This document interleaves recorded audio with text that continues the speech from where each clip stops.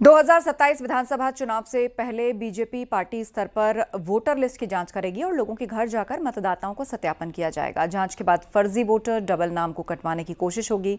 वहीं एसपी सांसद राजीव राय ने इसे लेकर चुनौती दी। उन्होंने कहा कि अगर बीजेपी ऐसा करेगी तो एसपी के कार्यकर्ता हर बूथ पर लड़ेंगे।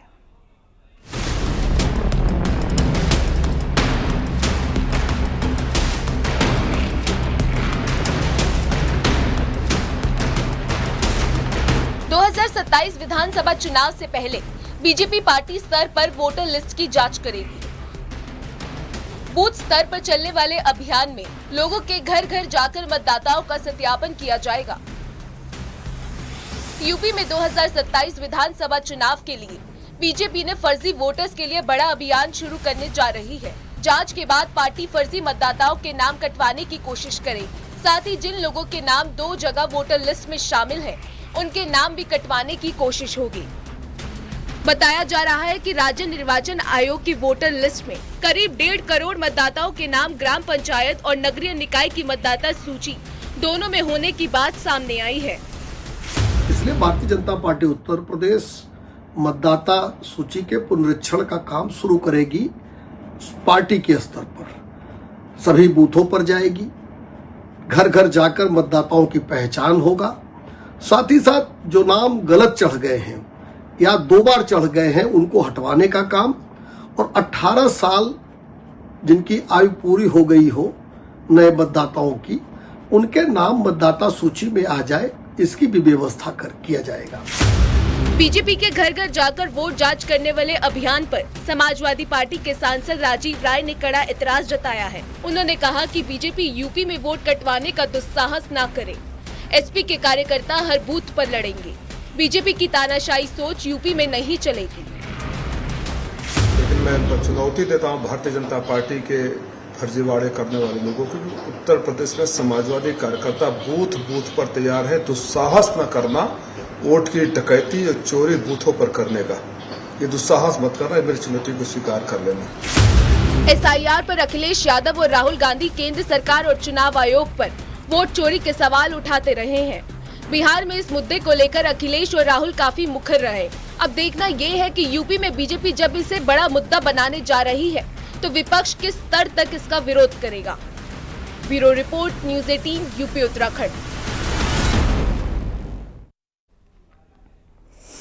बीजेपी के फायर ब्रांड नेता संगीत सोम ने एसपी और कांग्रेस गठबंधन पर बड़ा हमला बोला। उन्होंने कहा कि जल्द ही उनके बीच लड़ाई शुरू हो जाएगी। एसपी की यूपी में कभी वापसी नहीं होगी।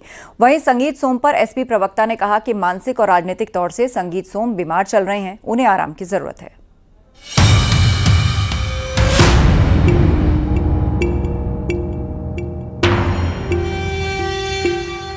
बीजेपी के फायर ब्रांड नेता संगीत सोम ने समाजवादी पार्टी और कांग्रेस पर तीखा हमला बोला है।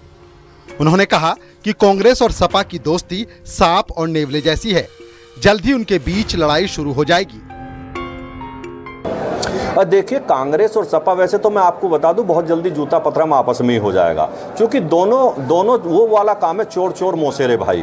दोनों का काम चोरी है, चाहे कोई टोटी चोरी करता हो, चाहे कोई कुछ और चोरी करता हो। देश को इन्होंने लूटा है। प्रदेश को अखिलेश यादव जी ने और उनके सरकारों ने जिस तरीके से लूटा है, कंगाल किया है। आज बीमार प्रदेश हुआ करता था, आज उसी प्रदेश को भारतीय जनता पार्टी की सरकार ने और योगी जी की सरकार ने, आज पूरी दुनिया में उत्तर प्रदेश का अलग नाम है। इन्वेस्टर आ रहे हैं, लोग यहाँ आते हैं, लोग डरते नहीं है। जितने माफिया थे वो अल्लाह में प्यारे हो गए। संगीत सोम ने कहा कि यूपी में 2017 तक मुगल शासन था और उस काल के अंतिम शासक अखिलेश यादव ही थे। संगीत सोम ने दावा किया कि यूपी में अब एसपी की वापसी कभी नहीं होगी। वो इतना खराब समय था कि हमने तो वो झेला है, और हम कोशिश करेंगे कि हमारी पीढ़ी भी आने वाली कभी उस खराब समय को ना झेल पाए। और मैं हमेशा कहता हूँ, अखिलेश यादव उस मुगल काल के आखिरी शासक थे। अब अखिलेश यादव कभी शासक नहीं बन सकते, क्योंकि उतना खराब मुगल शासन कोई देखना नहीं चाहता इस प्रदेश में। समाजवादी पार्टी ने बीजेपी नेता संगीत सोम के बयान पर सख्त ऐतराज जताया है। पार्टी प्रवक्ता अनुराग भदौरिया ने कहा कि संगीत सोम मानसिक और राजनीतिक तौर से बीमार चल रहे हैं।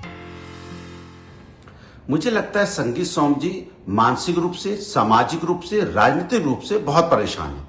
मेरा उनका सुझाव है कि आप एकांत में बैठ के प्रभु का स्मरण कीजिए, तो आपको पता चलेगा कि जनता के असली मुद्दे क्या हैं। अपने बयानों से चर्चा में रहने वाले संगीत सोम के राहुल अखिलेश पर दिए बयान पर फिर एक बार सियासी वार पलटवार शुरू हो गया है। Bureau report, news 18, Uttar Pradesh, Uttarakhand.